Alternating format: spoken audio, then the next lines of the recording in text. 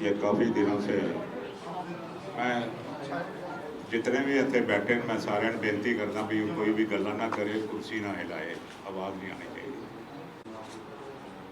काफ़ी दिनों से ये एक चर्चा में था विषय भाई सरसा का इम्तिहान हो रहा है। पिछले तारीख पे हाई कोर्ट ने ऑर्डर दिया। उस ऑर्डर में उन्होंने कहा ये जो डायरेक्टरेट गुरुद्वारा है ये इसका इम्तिहान लेंगे, इसको गुरुमुखी पढ़नी आती है कि नहीं आती है, लिख सकता है कि नहीं लिख सकता। पिछले शुक्रवार को डायरेक्टर साहब ने इम्तिहान की तारीख मुकर्रर की शाम को 4:30 बजे। मेरे को इसलिए परमिशन मिली कि मैं पटिशनर था उस केस में। एज ए पटिशनर मेरे को इस बात की परमिशन मिली भी मैं जब ये इम्तिहान लेंगे तो मैं वहाँ पर बैठा हूँ। इस सारी चीज़ की वीडियोग्राफी का इंतज़ाम डायरेक्टर साहब ने किया हुआ था। एक एक बात की फ़ोटो भी खींची जा रही थी और एक एक बात रिकॉर्ड भी की जा रही थी। इसलिए झूठ बोलने का, कुफर तोड़ने का ना गुंजाइश मेरे में है ना सिरसा में। सिरसा चाहे इतनी वीडियोग्राफी के बाद झूठ बोले तो ये उसकी आदत समझ लो या उसका व्यवहार समझ लो। हमें तो वीडियोग्राफी के बाद झूठ बोलने में शर्म सी महसूस होती है। तो जो झूठ कल सुबह ही पकड़ा जाएगा तो उसमें आदमी को ग्रेज करनी चाहिए कि झूठ हो तो ना ही तोला जाए तो अच्छी बात है। अब ये सारी चीज़ जो सी है, ये कार्रवाई शुरू हुई। गुरु ग्रंथ साहब के अंग में से एक की फ़ोटो कापी इसके आगे रखी गई, एक कापी मेरे आगे रखी गई। मैं भी इसको देख रहा था, इसने पढ़ना शुरू किया। इसको ये तो मालूम पड़ गया भाई ये पंजाबी में लिखा हुआ, पर इसको ये ना मालूम पड़ा भी इसमें क्या लिखा हुआ, ये नहीं पढ़ सका। ये कोई भी लाइन ये दुरुस्ती से नहीं पढ़ सका।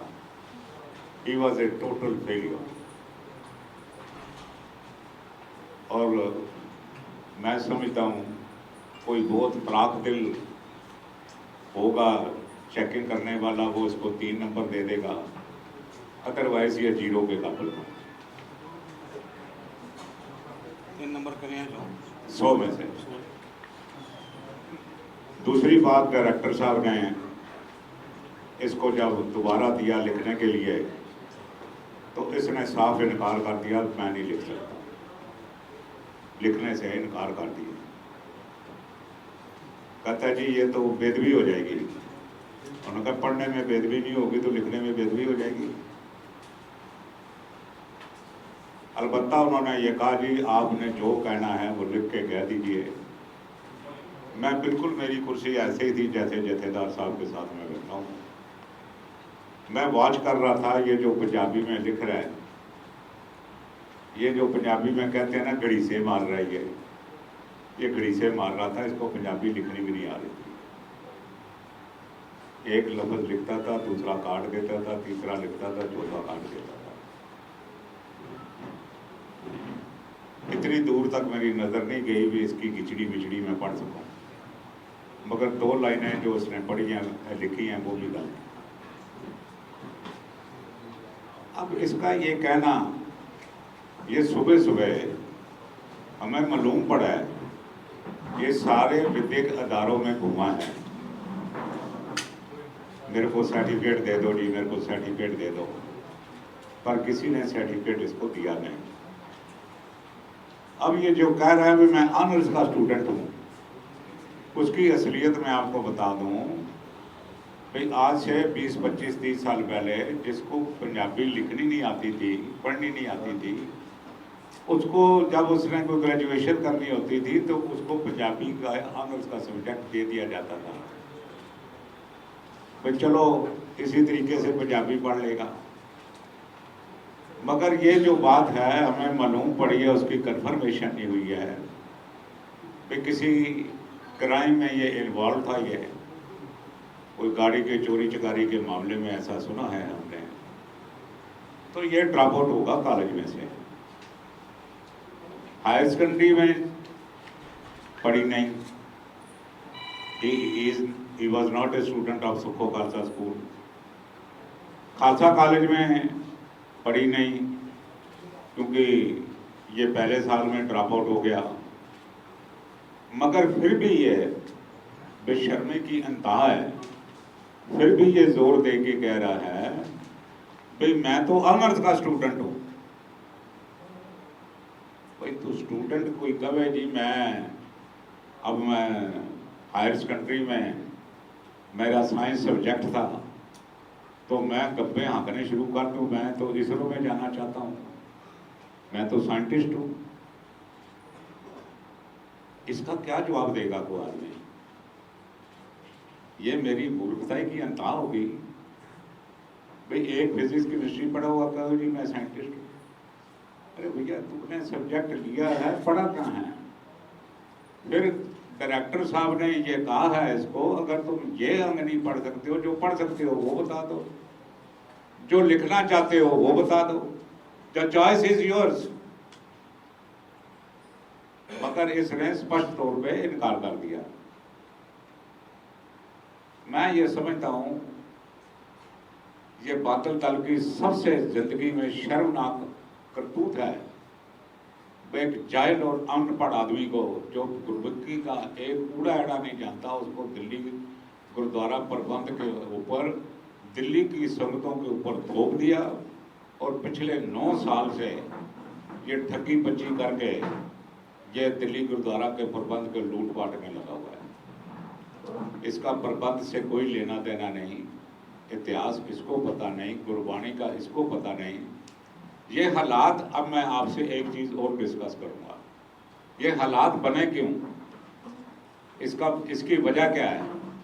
ये हालात ठीक हो सकते थे 5 मार्च 2020 में हम जब इनकी चोरी चकारी इन्हीं के मेंबर ने लिखी भाई यहाँ पर चोरी ज्यादा हो रही है, तो जत्थेदार साहब ने 5 प्रधानों को बुलाकर हमने वहां पर इसके चोरी के कागज रखे। हमने कहा फैसला करो। जत्थेदार साहब कहने लगे मैं इसका 15 दिन में कमेटी बना के इसका निपटारा कर दूंगा।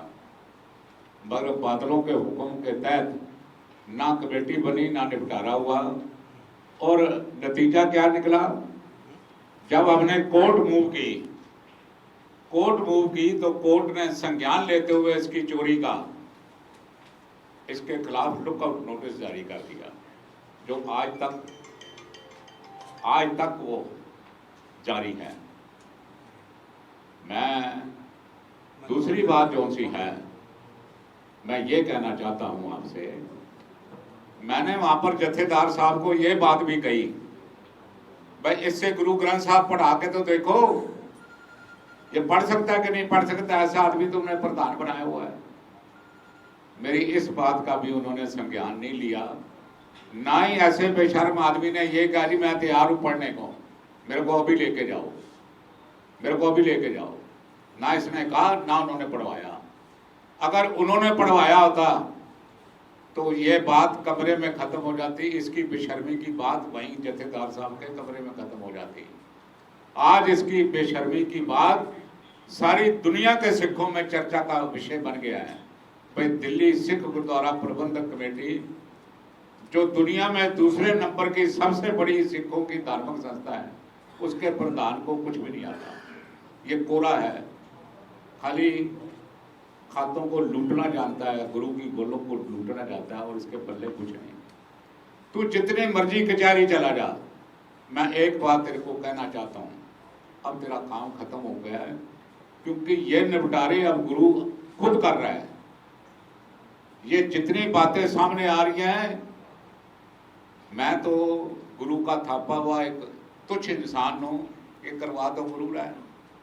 ये बात इसको समझ आनी चाहिए। ये सारी गुरु की महिमा बस कर दे। अब ये इसलिए तड़प रहा है नंबर एक, मैं अब लूट का माल मेरे लिए खत्म हो रहा है।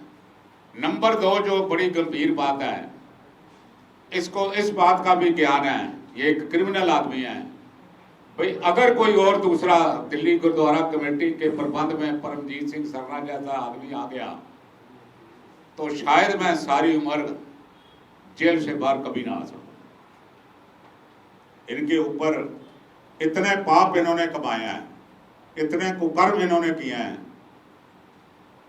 इनका छुटकारा ऐसे नहीं हो सकेगा, बिल्कुल नहीं हो सका। ये जोन से मर्जी कोर्ट में चला जाए, कोर्ट के ये आर्डर हैं हाई कोर्ट के, जिसको ये मिस इंटरप्रेट कर रहे हैं। कोर्ट ने कहा है कि डायरेक्टर साहब को आपने इम्तिहान लेना है और इम्तिहान लेके आपने फैसला करना है। जज का काम नहीं है इसके पंजाबी सुनने का, उसको कहाँ टाइम है? जज इसी काम में लग जाएगा तो बाकी के फैसले कौन करेगा? उन्होंने डायरेक्टर को डायरेक्ट किया है, तुम एग्जाम लो, अपना फैसला मेरे को भेज दो। ये फैसला जो सा है ये कोर्ट का ही फैसला ही है, ये किसी और का फैसला नहीं है, ये कोर्ट का फैसला है और ये बाध्य फैसला है। इस फैसले को ऐसे पलटाया भी नहीं जा सकता। और मैं इतनी सी बात कहनी चाहता हूँ भाई, बादलों को, क्योंकि उन्होंने कहा है कोर्ट ने, डायरेक्टर साहब ने चिट्ठी लिखी है, अगर आप बेशक दूसरा आदमी दे दो, पर हम ये बात कहनी चाहते हैं SCPC की प्रधान को और बादलों को, बेशक आप किसी को भी भेजें, मेहरबानी करके दूसरी दफा ऐसी धुरताई मत करना, ऐसे आदमी को मत भेजना जो गुरु ग्रंथ साहब नहीं पढ़ सकता। ये अनिवार्य है, ये अनिवार्य है, it is a must, it is in the constitution. नहीं पढ़ सकते तो नहीं है, तुम मेमोरी के काबिल नहीं हो, ये अनिवार्य है। गुरु ग्रंथ साहब से पाठ करना, ये कॉन्स्टिट्यूशन में है, हर चीज़ लिखी हुई है। पहले कोई इसको कर रहा तो नहीं कर रहा है, जिसका हमें कोई मालूम नहीं है, पर जब किसी ने कॉन्स्टिट्यूशन पढ़ ली तो पढ़ ली। किसी ने कोई सवाल पूछना हो, कह रहा हूँ डिग्री नहीं है, ये अपीयर्ड है। BA अपीयर्ड और BA पास में फर्क होता है। जो BA अपीयर्ड है, he is not a graduate. Graduate is only that person who is BA पास। इसने बस एडमिशन लिया है, इसको तब भी पंजाबी नहीं आती थी। और मैं ये कहता हूँ, अगर ये, मैं और एक बात और कहता हूँ, ये अपनी डिग्री दिखा दे, मुकदमा भी वापस, और मैं गुरुद्वारा कमेटी से इस्तीफा भी दे दूंगा। I will stick to my word. ये दिखा दे डिग्री, ये ग्रेजुएशन की डिग्री दिखाए दिल्ली यूनिवर्सिटी की। और जो डिग्री है तो सबको खालसा स्कूल सर्टिफिकेट मिलेगा। जी, आपको ये नहीं लगता कि वो सिक्खो खालसा स्कूल के अगर वो दिखा सकते हैं कि मुझे पंजाबी आती है तो उनके लिए फर्जी डिग्री बनाना कोई छोटा काम नहीं होगा?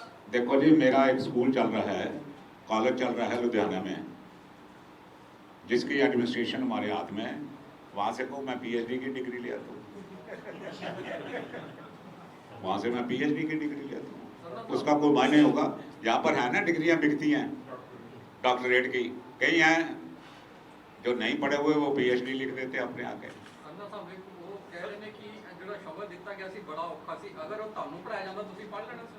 सर एन जगह मैं ऑफर किया सी डायरेक्टर साहब ने, क्योंकि मैं नाल बैठा, मैं ऑफर किया सी भाई ये मैनू दिओ, मैं पढ़ के दस देना, तुसी मैनू गुरु ग्रंथ साहब चो कोई अंग दे दिओ, हुणे दे दिओ, मैं हुणे ही पढ़ के दस देना।